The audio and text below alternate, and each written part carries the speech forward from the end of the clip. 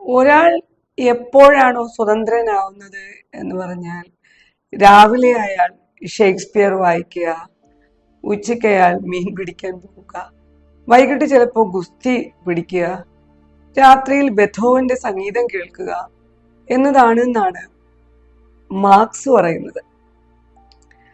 നമ്മൾ നമ്മുടെ കുട്ടികളിൽ കൊടുക്കുന്ന രീതിയുണ്ട്, ഒരു വ്യവസ്ഥാപിതമായ ഒരു സംവിധാനത്തിനുള്ളിൽ നിന്ന് ചിന്തിക്കുകയും ജീവിക്കുകയും ചെയ്യുക എന്നുള്ളത്. 10ാം ക്ലാസ് കഴിഞ്ഞാൽ +2 പോവുക, +2 കഴിഞ്ഞാൽ ഡിഗ്രിക്ക് പോവുക, അത് കഴിഞ്ഞാൽ വേണമെങ്കിൽ PGക്ക് പോവുക, ജോലി കിട്ടുക, കല്യാണം കഴിക്കുക, കുഞ്ഞുങ്ങൾ ഉണ്ടാവുക, വീട് വെക്കുക, വണ്ടി വാങ്ങുക, ഒരു സാധാരണക്കാരന്റെ ചിന്താഗതിയായിട്ട് കണ്ടാൽ മതി. ഇങ്ങനെ ഒരു വ്യവസ്ഥാപിതമായ സംവിധാനത്തിനുള്ളിൽ കാലാകാലമായി വളർന്നു വരുന്ന നമ്മുടെ കുഞ്ഞുങ്ങൾക്ക് സന്തോഷം ഉണ്ടാവുക എന്ന് പറഞ്ഞാൽ ഇതിൽ നിന്നൊരു മാറ്റം ഉണ്ടാവുമ്പോഴാണ്.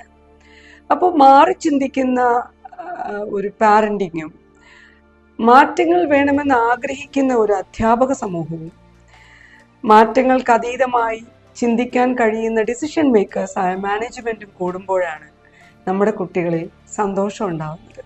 Let's continue the journey of happiness.